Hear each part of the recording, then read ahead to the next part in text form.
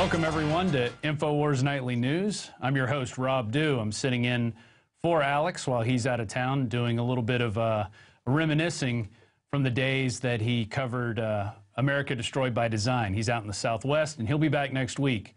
If you heard today, Aaron Dyke sat in on the radio and did a great job. He did, he even went to overdrive. So, you know, we got a lot of people doing a lot of different things here, and this is my first day sitting in, anchoring the InfoWars Nightly News. Coming up, we're going to have Gerald Celente pop in. He sent me an email this morning with some breaking news that he found, and we're going to talk a little more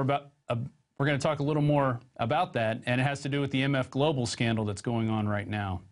And also, we're going to talk with Andrew Kautz from Digital Trends. He's a writer there, and we're going to talk about internet censorship and where it's going, and also talk about the EAS takeovers that are slowly going to be encroaching into the web and onto your Xbox and onto your online player games. So be looking out for that. But first, the news. Super Mario. He's been announced and ordained as the new leader of Italy. Bilderberg leader Mario Monti takes over Italy in a coup, reports the New American.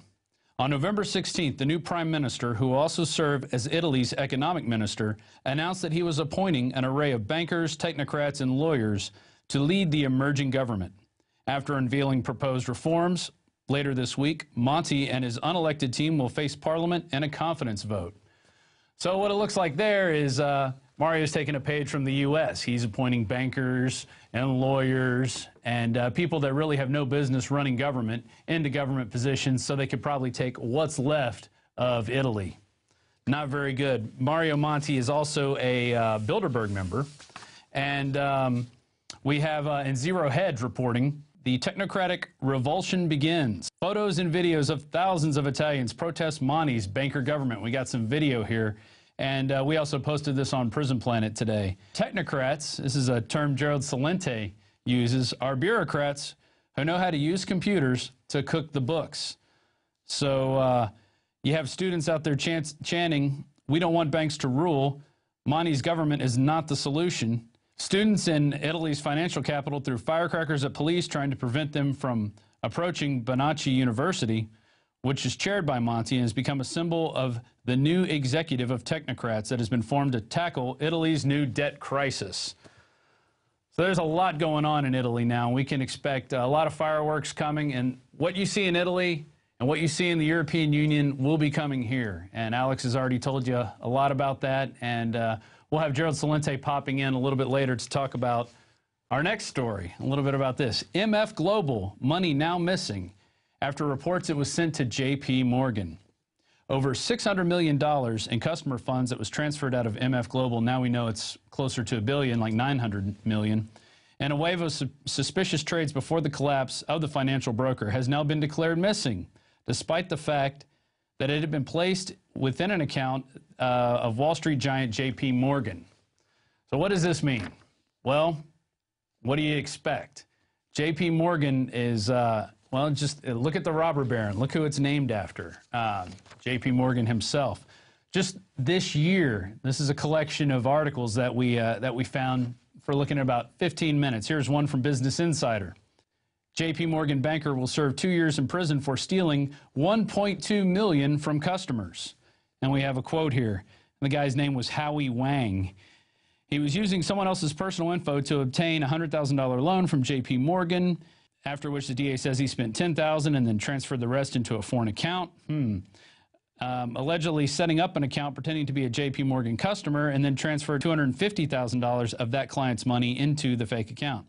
He allegedly used the personal info of 2 J.P. Morgan customers to transfer $139,000 plus and $700,000 from their accounts into Wang's account outside the country. And what did he get? He got 2 years in prison. The prosecutor went for 3 years. But the judge and the jury only gave him 2. So there you go. And here's another one from an aptly named website, Chase Bank Sucks. And Chase admits to stealing from U.S. military families.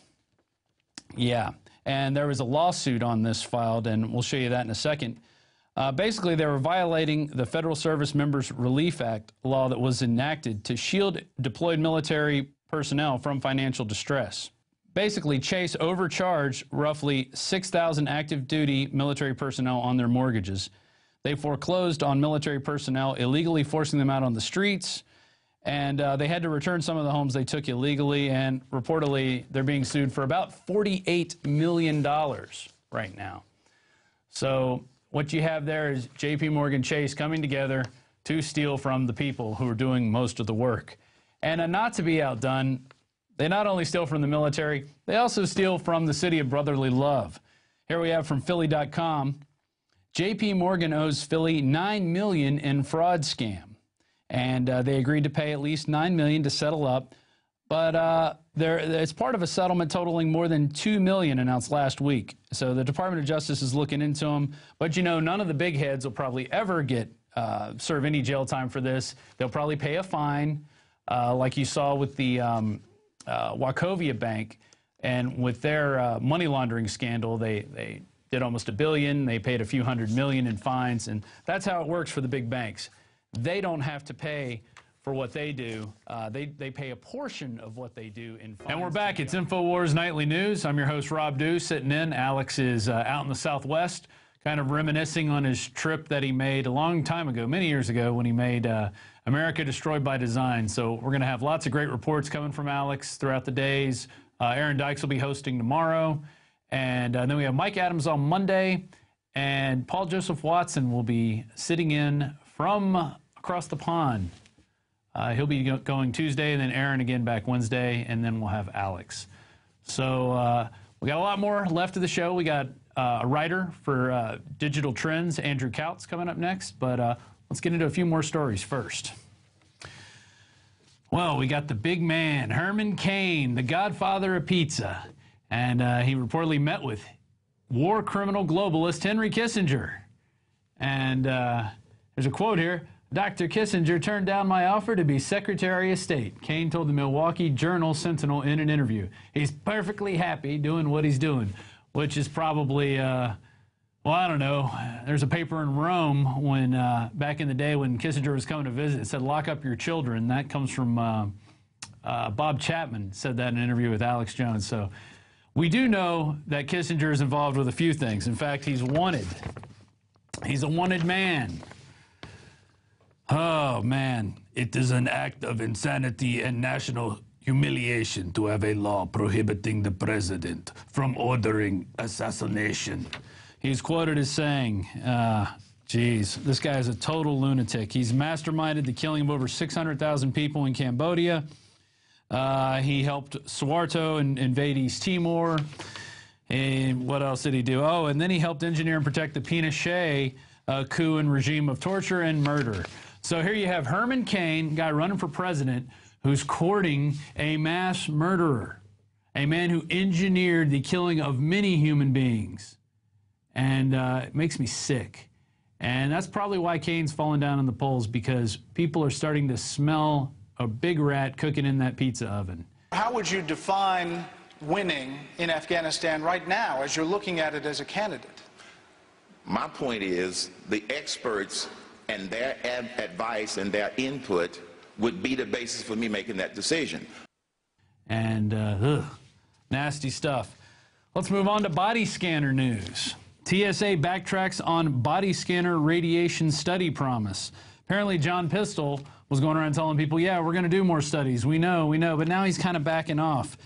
He has a quote here in a Senate hearing earlier this week. It is my strong belief is those machines are still completely safe. If the determination is that the IG study is not sufficient, then I will look at still yet another additional study. He also said to CNN, there are those who continue to express concerns, so I want to do everything that I can to reassure those people that those machines are safe as possible.